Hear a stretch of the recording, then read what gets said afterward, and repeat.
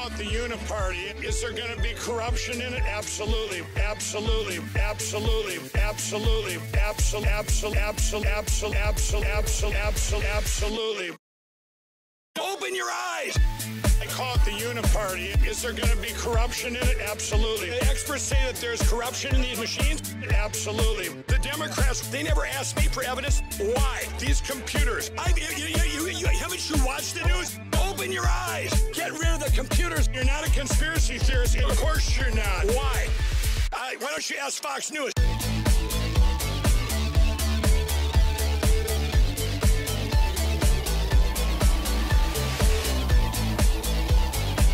Preach all the time.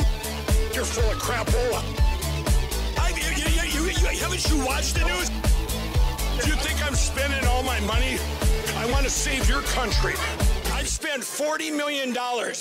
I'm the American dream on steroids. I'm the American dream on steroids. I was an ex-crack addict. I didn't change. Why don't you talk about me? Absolutely. Over and over and over again. This isn't about Donald Trump. Over and over and over again. This isn't about Donald Trump. Over and over and over again. Why don't you talk about me? I've spent every dime I've had in this world. Open your eyes. I want to save your country. If the shoe is on the other foot, open your eyes. You need help. You're not a conspiracy theorist. Of course you're not. That ship sailed. That don't matter. Open your eyes. You know what I preach all the time?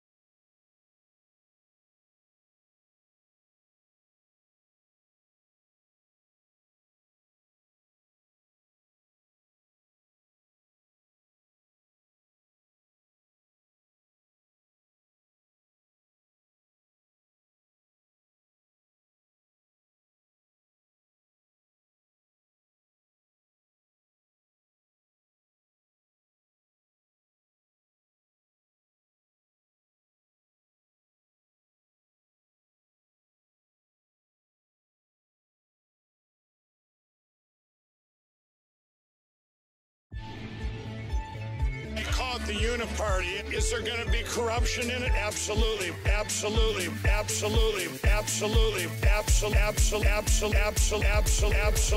Absolutely.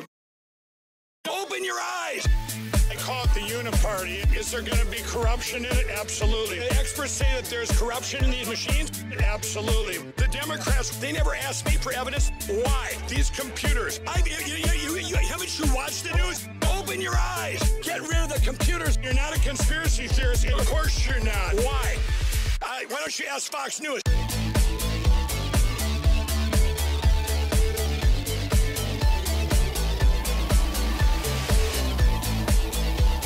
You know what I preach all the time?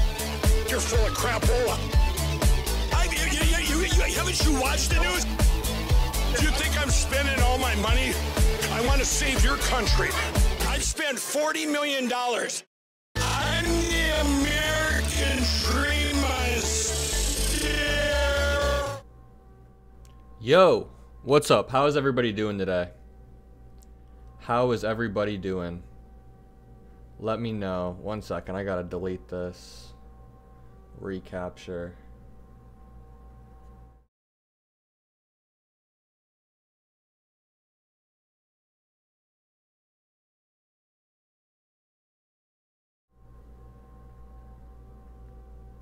Boom, boom. Boom. Boom.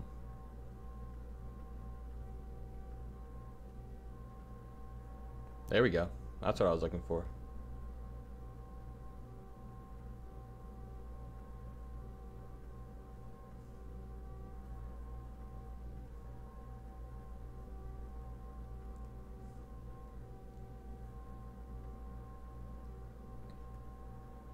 Sorry, y'all. Took me 1 second to get set up there. What kind of questions do you want to see me ask Professor Lichtman when he joins? He should be in very soon here. You guys got any good questions? Yep, let me boom.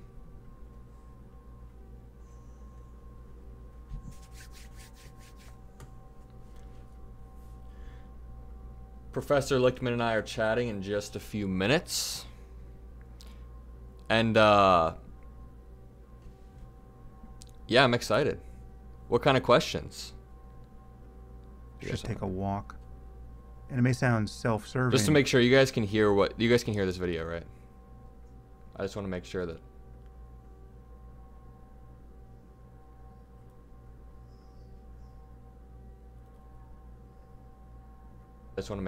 Okay, cool. Desktop audio is on.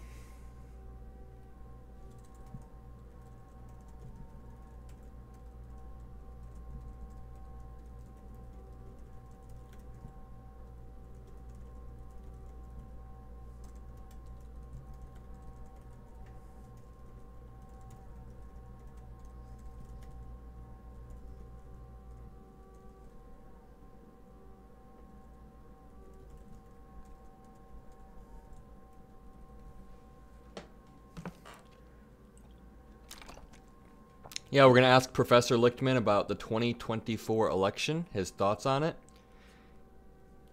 Maybe I'll push back on his model a bit, even though I think he's a brilliant guy. I think it'll be interesting to push back.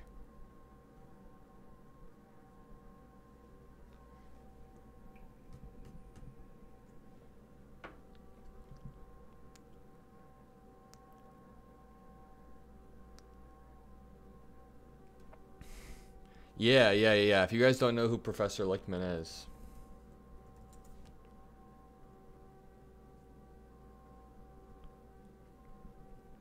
Really quickly. Lichtman created the keys to the White House model with Soviet seismologist Vladimir Borak in 1981. The model uses 13 true-false criteria to predict whether the presidential candidate of the incumbent party will win or lose.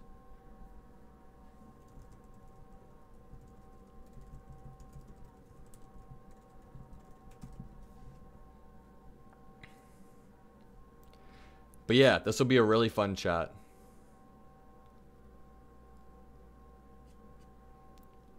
Really brilliant guy.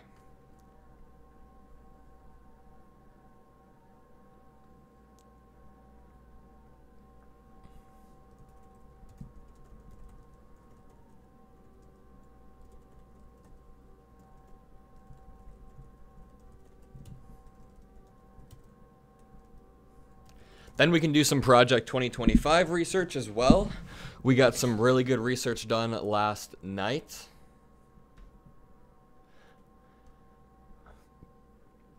Allan Lichtman created the 13 keys, and he's predicted every single election since, I believe, 1981. And the one time he was wrong, it was Al Gore in 2000.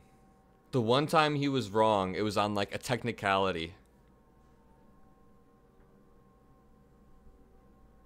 Hell yeah, glad you guys are here for the live shows.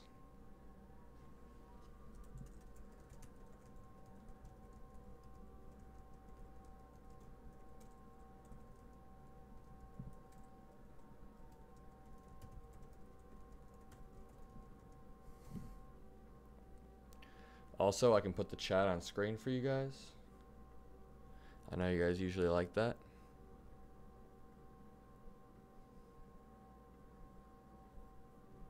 Boom.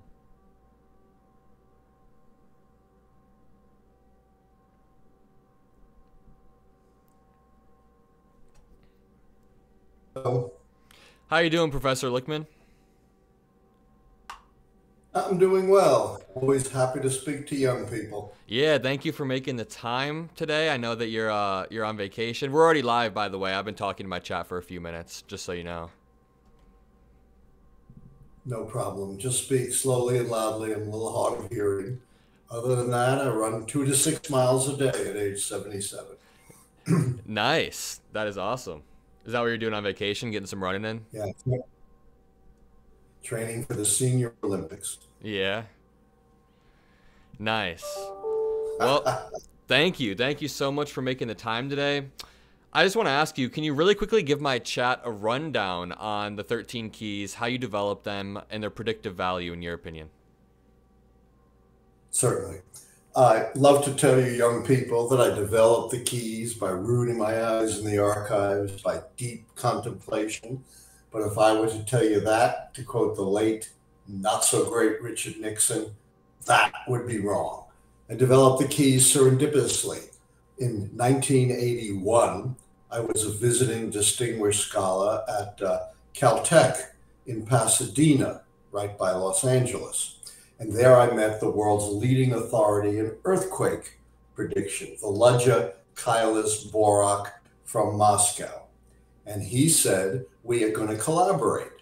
And being brilliant and foresightful, of course, I said, no, we're not. Earthquakes may be a big deal here in Southern California. I got to go back to American University in Washington, D.C. No one cares about earthquakes there. He said, no, I already solved earthquakes, right? Get this. He said in 1963, he was a member of the Soviet scientific delegation that came to Washington under JFK and negotiated the most important treaty in the history of the world. It's the reason you're all still here, the Nuclear Test Ban Treaty that stopped us from poisoning our atmosphere, our soil, and our oceans. And he said, in Washington, I fell in love with politics and always wanted to use the methods of earthquake prediction to predict elections. But he said, look, I live in the Soviet Union. It's supreme leader or off with your head. Yeah. But you're an expert in history and politics and the presidency. So we became the odd couple of political research, the U.S. historian and the Soviet geophysicist. And to develop a model, we reconceptualized presidential elections.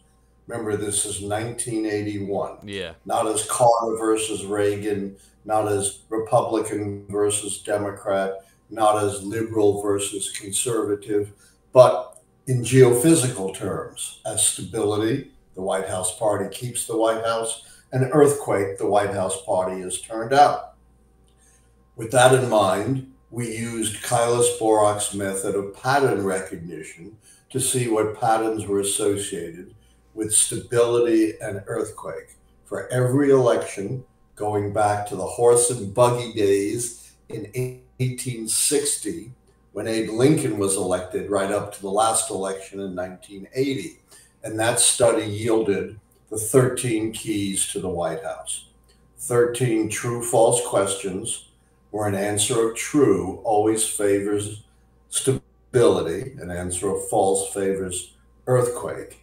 And the keys were able to separate more effectively than any other set of variables, stability and earthquake. And they essentially measure the strength and performance of the White House party, demonstrating that American presidential elections are essentially votes up or down on the strength and performance of the party holding the White House. And all the things that the pollsters and the pundits and the media obsess on, the debates, the speeches, the fundraising, the ads, the dirty tricks, all of this count for little or nothing in the end. And the way it works, if there are 6 false keys, 6 negatives, the party in the White House is experiencing an earthquake. Fewer than 6, you have stability. Now remember, this is all retrospective. This was development. I first made a prediction based upon the keys in April 1982, when I predicted Ronald Reagan's reelection. Now you may say Ronald Reagan's reelection, come on. But this is April 82, almost 3 years ahead of time, when the nation was in the grip of what was then the worst recession since the Great Depression, and Reagan's approval rating was 43%.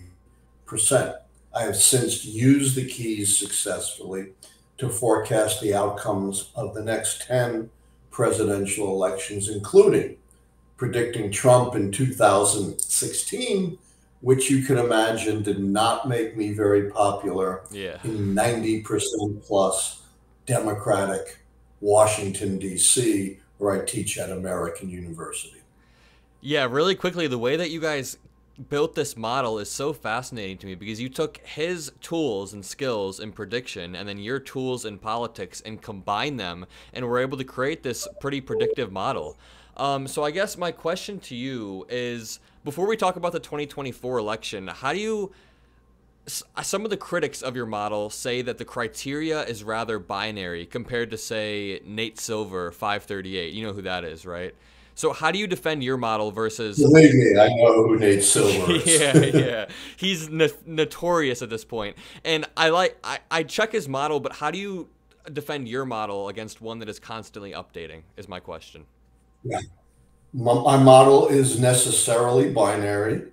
It predicts winners and losers with two vectors, one of 0 and 1 for victory and defeat, and the other vector for the number of discrepant keys. Now, Nate Silver is a clerk. He basically compiles polls, and he comes up with probabilities that are utterly meaningless. For example, he said in 2016, there was a 78% chance that Hillary Clinton would win. That's not a real probability. You know, I'm a quantitative historian. I do statistics. A real probability is based on the law of large numbers. That is, you have a very large numbers of trials and the probability stabilized. The most obvious is a coin flip. You know, if you flip a coin 1,000,000 times, it's going to stabilize around 50-50. But we only have one election. We don't have long run probabilities for a given election. You just have silver simulations based on the polls. Moreover, it is meaningless. So when Hillary Clinton loses, he says, see, I told you she had a 22% chance to lose. So Nate Silver can never be right. He can never be wrong. And the problem is with the polls and with Silver, because, you know, he's just a clerk. He's not an academic. He has no understanding of how elections really work. But aside from that, look, polls are snapshots. They change overnight. They have no predictive value. Plus, the error margin in polls is vastly greater than they tell you, and it's not random. They tell you, for example, the error margin is plus or minus 3%. You've heard that, right, Adam? Yeah, of course. You know, that's pure statistical error. That's the error you would get if you had a huge jar of green and red balls and you took a sample and estimated the percentage of green and red balls in the jar. Well, human beings are not green and red balls. They may lie to pollsters. They may not have focused on the election yet and are going to change their mind in the future. Plus, no one's actually voted yet. So they're not actually polling voters. So they've got to guess who the likely voters are, and every pollster has a different way of guessing. So you add all of that. It's on top of the plus and minus 3%, and it's not random. It's unidirectional. So in 2016, the pollsters underestimated Republican voting strength. This time, based upon elections in 2022, off year 2023, and special elections in 2024, they're underestimating Democratic voting strength. Democrats way outperform the polls in actual elections. Yeah, and then when the results of the election are right inside the margin of error, they can endlessly justify it and be like, "Oh, we were right. We were right. It was right inside our margin of error." But yeah, right. I guess my question: they can't be wrong and they can't be right. Yeah. So it's meaningless. Yeah. So it's sports talk radio. You know, it's fun, but it has no value. People in chat someone was roasting Nate Silver. They said he couldn't predict a football game. That's not very nice. But I want to ask you really quickly. Really quickly, I want to ask you, people in chat are wondering, who do you think is going to win this election? Might be an obvious answer because I've watched your stuff. And also, can you defend the idea that Biden should stay in the race? Yeah. Let me first give you a broad perspective and then I'll zero in if that's okay. Yep. My broad perspective is I've been saying this for years, and this recent events prove it. Republicans have no principles. Democrats have no spine. Republicans have no principles. They have united like a herd of sheep behind a candidate, Donald Trump, who is trying to con and gaslight his way into the White House. His entire debate performance was based upon lies, one lie every 1 minute to 20 and 30 seconds. Moreover, they've united behind a candidate who's a convicted felon, who a civil jury found had sexually assaulted, colloquially raped a woman, defamed her and hurt her, who a civil jury had found he committed massive financial fraud. He ran a fraudulent charity just designed to enrich himself, a fraudulent university, Trump University, a fraudulent institute, Trump Institute, and he has promised to govern as a dictator. He said, I'll be a dictator only on day one. Well, in the history of the world, every dictator on day one has been a dictator forever. So this is what the unprincipled Republican parties are uniting behind just to gain power. On the other hand, the Democrats have no spine. As soon as there's some adversity, they are willing to throw not just the elected president, but the elected party nominee. He wasn't selected by polls. 87% of those who voted in Democratic primaries voted for Joe Biden.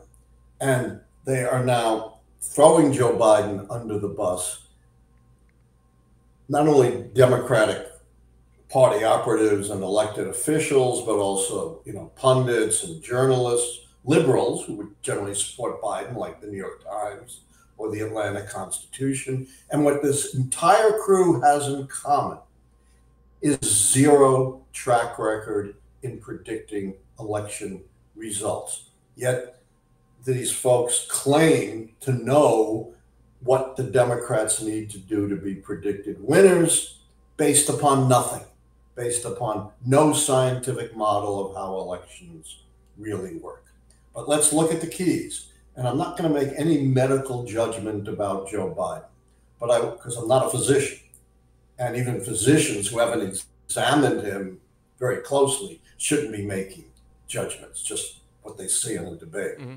But I will say, debate skills, quickness, it's not irrelevant, but it's way down the list on what counts to be a good president. What's far more important are your values, your experience, your judgment. And if Biden is so terribly impaired, why has he run such a successful presidency? More domestic accomplishments than any president since the 1960s. It was Biden and Biden alone who had the courage and the wisdom and the experience to put together the coalition of the West that stopped Putin from conquering Ukraine. He may now be on the verge of an extraordinary achievement, brokering a ceasefire and hostage release in Gaza. And yet somehow a bad debate performance, gaffes and stumbles. You know what? When Biden was running for president in the 1980s, decades ago, he made gaffes and stumbles. That's who he is. It's not just a sign of age. Of course, he has slowed down, but that's, who he is. And it's who he's always been. Now, let's look at the situation with respect to the keys to the White House. Remember, 6 keys that are negative, and the Democrats, no matter who's running, are predicted losers. Biden checks off 2 keys, incumbency and party contest. That means 6 of the remaining keys would have to fall to predict his defeat. Biden drops out, and there isn't a consensus successor. They lose both those keys, and only 4 more keys would have to fall. That's why I've argued that all of these folks who have no understanding of how elections really work and no track record in prediction are leading the Democrats down the primrose path of error. But I do have a plan B if you want to talk about that. Can I ask you, do you think the media's reaction to the debate was worse than the actual debate itself? Do you think that kind of inflamed things? The media all running these headlines about Biden's age, Biden's age? I think you put your finger right on the problem. Yeah. The media has been absolutely complicit in Donald Trump. If Donald Trump is elected, he owes his good fortune to a good part of the media. The media made a choice to focus on Biden's stumbles and bumbles. Oh, yeah. And that would be a legitimate thing to focus on. But they totally ignored the far worse debate, the far more dangerous debate from Donald Trump. Donald Trump tried to lie his way into the presidency. One lie every 1 minute to 20 to 30 seconds of speaking time. Huge lies, like he had ordered 10,000 National Guard to protect the Capitol. False. Like Nancy Pelosi turned that down. False. Nancy Pelosi has nothing to do with protecting the Capitol. Keeps repeating the biggest lie of all, that he really won the 2020 election. He told us prices have gone up 400%. They've only gone up 25%. I can go on and on. Oh, yeah. And he refused to accept the results of a fair election and said his presidency would be devoted to being an authoritarian and going after his enemies. Why wasn't that the story? At least equal. I'm not saying it should have been the only story. Instead, by a factor of at least 10 to 1, the stories have focused on Biden. They disproportionately. Rather than, yeah, it was There's incredibly disproportionate. Adam. Yeah. Yeah. It's not just the evil people who wreak havoc on this world. It's the good people who don't do enough to stop them.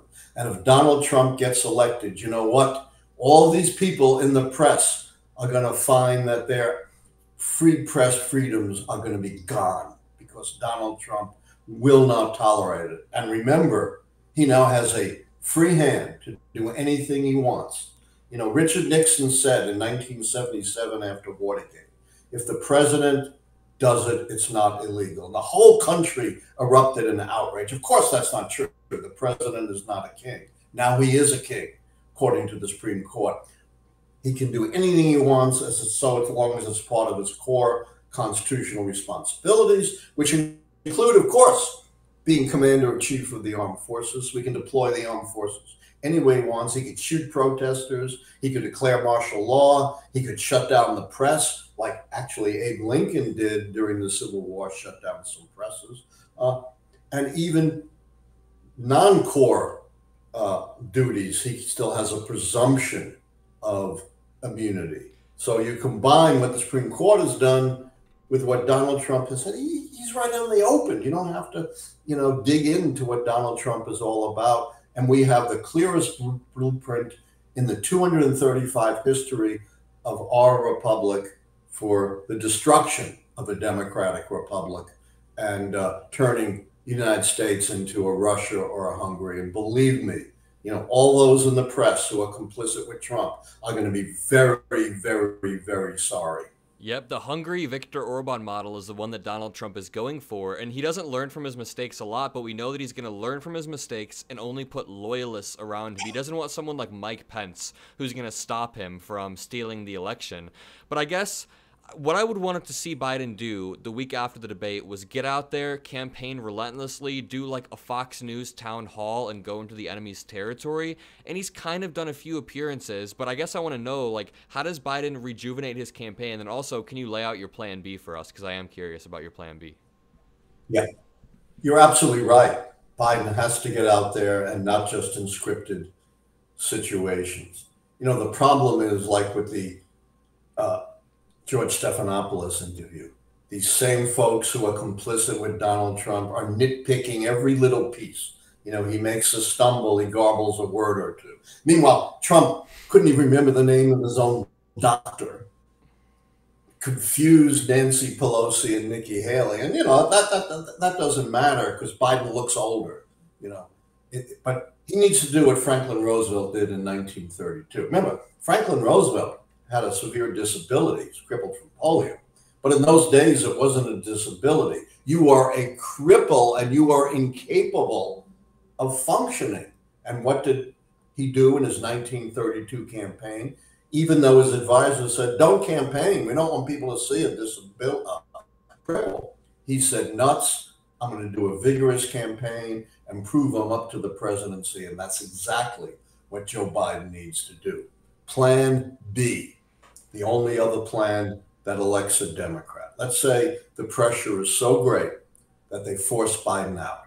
What he has to do then is not just step aside from the campaign. That's not good enough. He's got to resign the presidency for the good of the country. Look, if he can't run a campaign, how is he going to run the country anyway for the next 6 months? It's an absurd position. So he says, I'm resigning the presidency for the good of the country, drawing a great contrast with Donald Trump, who only does things for the good of Donald Trump. Harris becomes president. Biden instructs all of his delegates to support Harris as the candidate, and that would not be hard now that she's the sitting president. And they would still tick off the incumbency and the contest key and still be in an excellent position to win the presidency. The worst thing they can do is force Biden out and then have a big brawl. You know, I've heard, oh, we're going to have another primary. It's going to be so great. Nonsense. You know, they'll lose both keys. But step aside from the keys. Just look at history.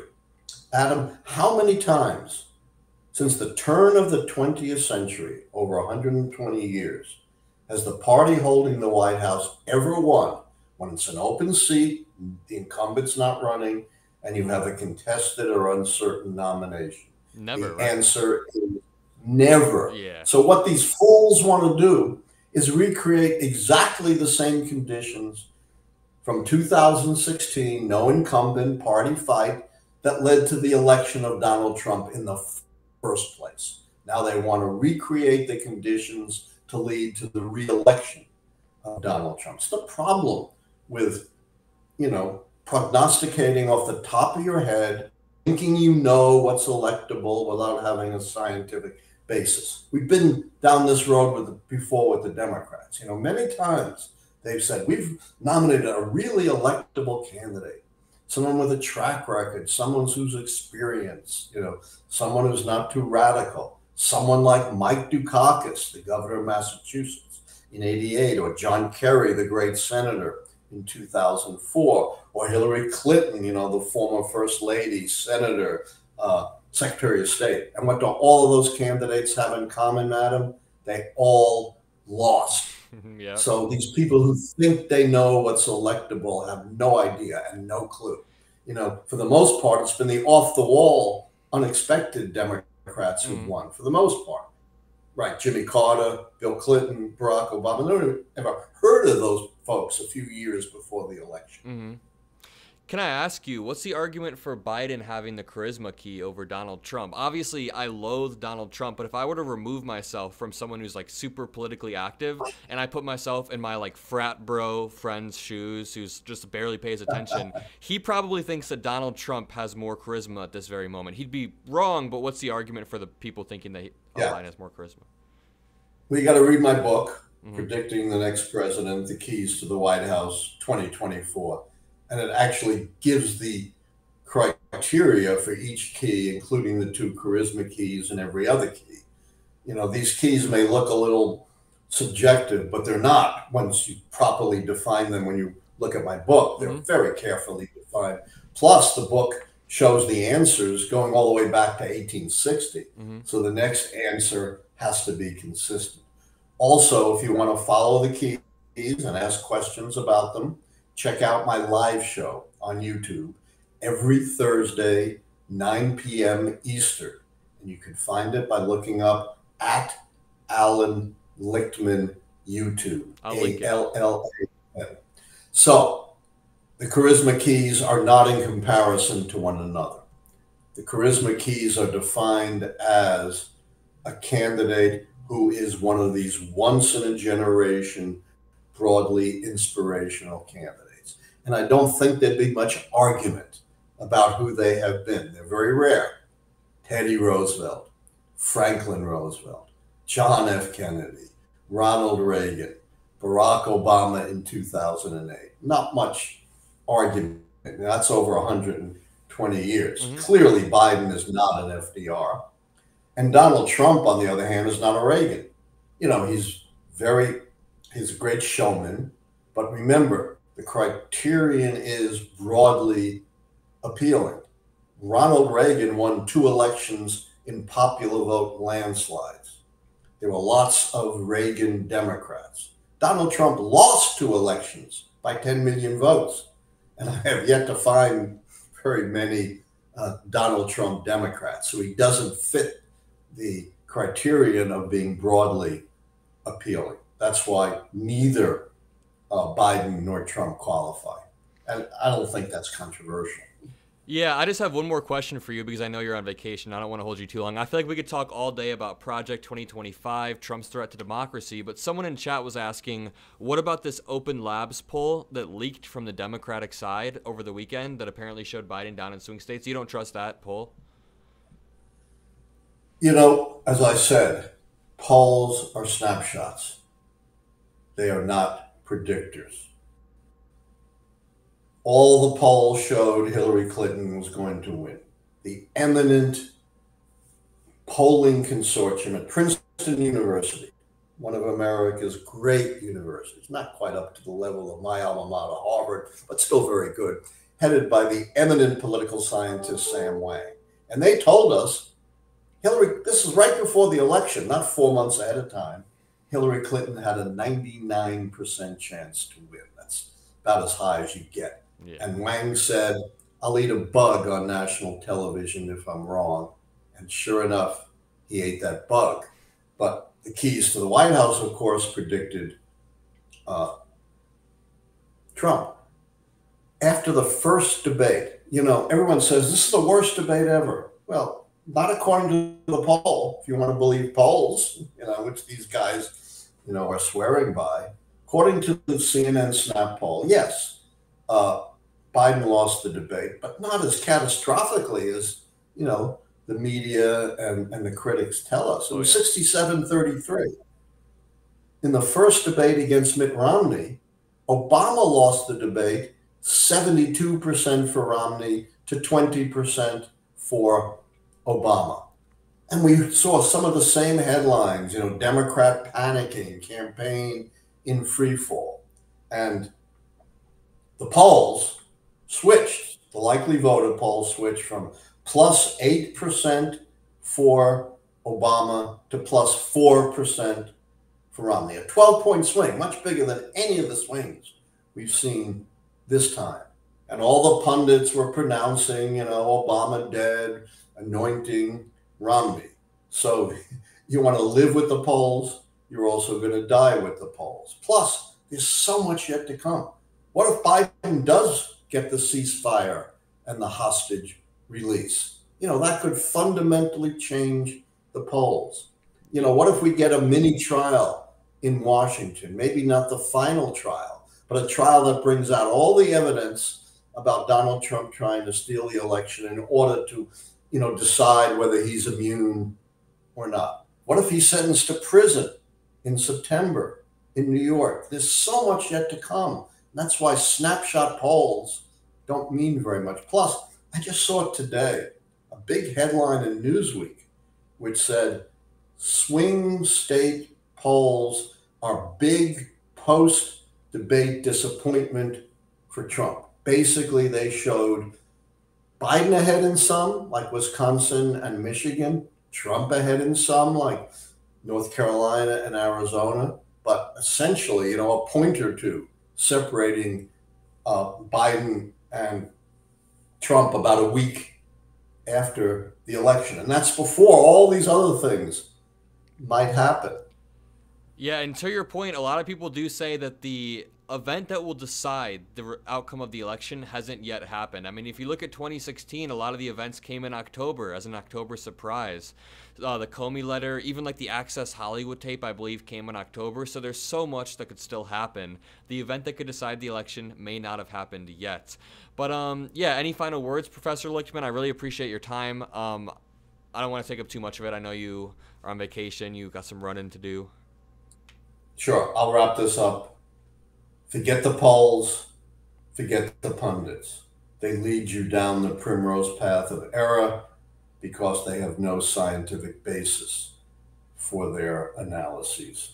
Focus on the big picture as gauged by the keys, which demonstrate that the worst thing the Democrats could do would be to bump Biden off the ticket and have a brawl for the nomination based on the keys and history. That's a recipe for defeat. Democrats need to stick with their elected nominee. Remember, we don't vote according to polls. We vote according to elections. And if for some reason Biden is pushed out, the only alternative is Plan B, resign the presidency for the good of the country. After all, if you can't run a campaign, how are you going to run the country? Harris becomes president. She becomes the consensus nominee. And we have a situation where she checks out incumbency and contest key on the polls. And historically, instead of a situation where the party in the White House has never won, we have a situation where the party holding the White House has won at least 75% of the time. Amazing, amazing answers. I'm gonna end this recording. It's gonna take 1 second to upload. Sometimes it takes a few seconds with Streamlabs, but or StreamYard. But yeah, I'm linking your YouTube channel in the chat. Professor Allan Lichtman YouTube.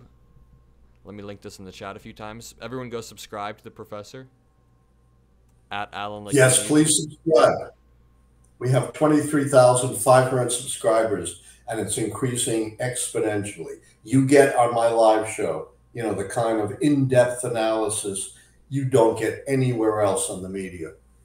Oh yeah, and this is great. I've been trying to get through to a lot of people my age that just the stakes of this election, that it's necessary to vote for President Biden because Trump has this plan to appoint tens of thousands of loyalists in the government and then strip away independence from all of these agencies. There's just so much at stake, and people in my generation get caught up on one or two issues, and it's like you got to look at the broader picture.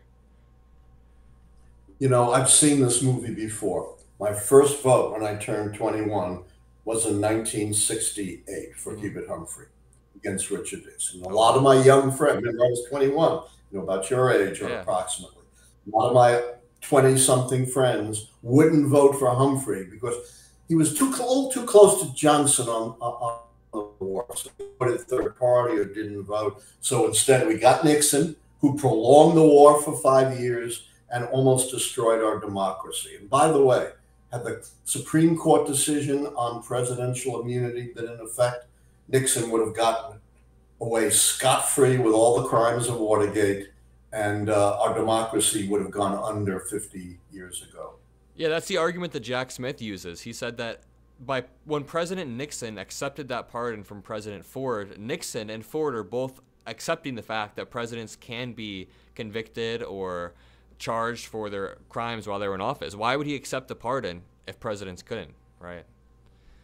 It's just crazy, you know, to allow a president to be an authoritarian and be unaccountable is totally contrary to the framing of this country. If you read the debates at the Constitutional Convention, the thing they were most afraid of was a recreation of tyranny, because they just fought against a king, right?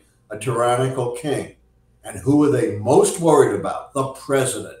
They were most worried that a corrupted president could become, in effect, a monarch in the United States. That's what the framers worried about. And these Supreme Court justices who claim to be true to the intent of the framers of our Constitution have just turned their intent around 180 degrees. You know, James Madison must be turning in his grave. It's terrifying, yeah. And then just the fact that, yeah, I was really not feeling too good after that debate. I know that you say debates don't have predictive value, but that night at least, I was not feeling too well. But can you click on that link on your screen that says streamyard.com/upload? That'll help. It'll allow the upload to keep going, and then you can get. Do you see that right on? Okay, I'm going to take off. Thank you so much. Thank you. Have a great day, Professor. Send me a link. Send me a link. I will. Bye-bye. See you. Awesome. That's going to be a good video. I love Professor Allan Lichtman. Great guy. Great, great guy. I'm sure we'll have him back on too. He seemed really open to coming on and chatting. Let's also, let's do some Project 2025 research because we're only a few minutes into this stream. We're less than an hour.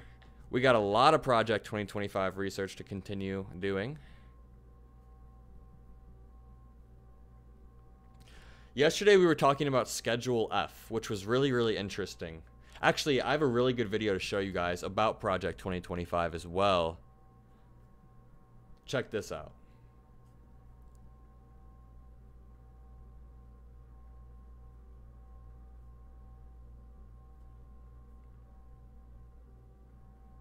With that politically.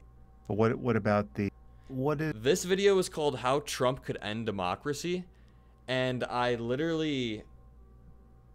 had to write down the transcript word for word because it was so powerful. This video was so powerful. And I can actually have the transcript up somewhere up here. How Democracy Ends. This is an incredibly powerful video. It's only 5 minutes long, and it's about basically Project 2025. is signified by the phrase "the end of democracy as we know it"? What the "as we know it" part? What are you actually imagining? I mean, so to take. Well, I can be very specific. There's lots of elements of that. There's, for example, the use of pardons to immunize people against wrongdoing. But what I mean by that specifically is the open defiance of court orders and the ability to get away with that politically. The open defiance of court orders. When has Donald Trump already done that? Think about his documents case, when he openly defied the court order to give presidential documents. But what about the? I mean, not. Do you expect that he would took, leave after documents that he took while he was the president? Is what I meant. 4 years? Oh, I don't know. He might or he might. Do you imagine not. Our institutions are so weak that even that could unravel? That it wouldn't be a 2028 election? Yeah, sure, it could unravel. But the immediate thing I worry about during a presidency. So here's how it unfolds, right? It's Robert Kagan had a widely read article in the Washington Post saying, here's how we could get to Mussolini under Trump. I don't think we go to Mussolini. I think the model is Viktor Orban in Hungary. And we know that because they're telling us, right? The right is having conferences over there celebrating the Viktor Orban model. So we don't have to guess. So I think here, the way it happens is, first thing he does is sign an executive order implementing something he tried to do in his first term, which is Schedule F federal appointees. And that turns a lot of civil service jobs into jobs that serve at the pleasure of the president. And that allows him to replace 30 to 50,000 top civil servants with loyalists. That gets some foot draggers. This is exactly what we were talking about. Here's a link to the video if people are asking. Okay, so if you remember yesterday, during our Project 2025 research, or was that 2 days ago? I don't know. Time blends together. We were talking about Schedule F. Donald Trump signed this Schedule F executive order in October of 2020. Schedule F sought to reclassify about 50,000 civil service positions.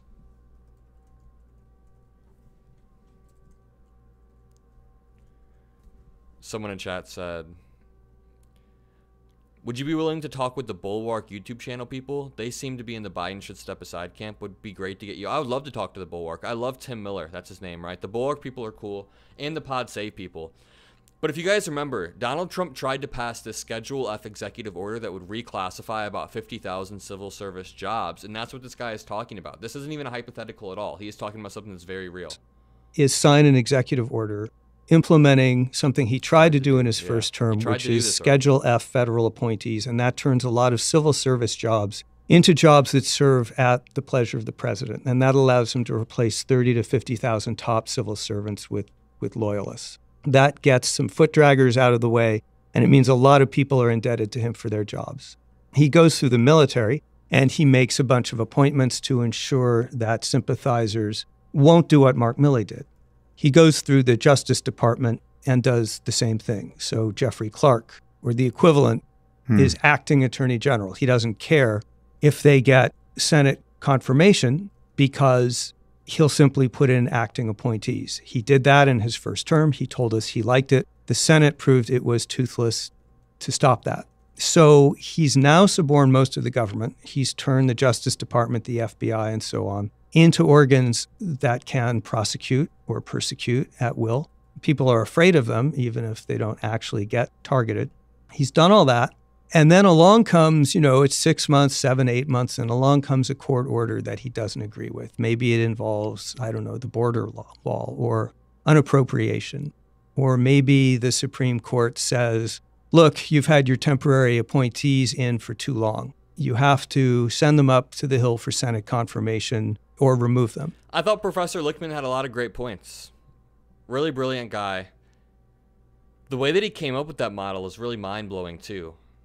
Him and his Soviet friend who predicted earthquakes had a background in predicting earthquakes, and then he combined that with Professor Lichtman's politics, his political history degree. It's just really, really wild to me. But yeah, thank you all for being here for the Allan Lichtman interview. I'm going to upload that on my channel if you want to rewatch it and share it. It'll be up on my channel tonight or tomorrow. Have a great day, everyone. We're going to do a Project 2025 stream tomorrow, a long one. Love everyone for being here. Still Alive said, would you be willing to talk with the Bulwark? Oh, yeah, I already read that. Absolutely.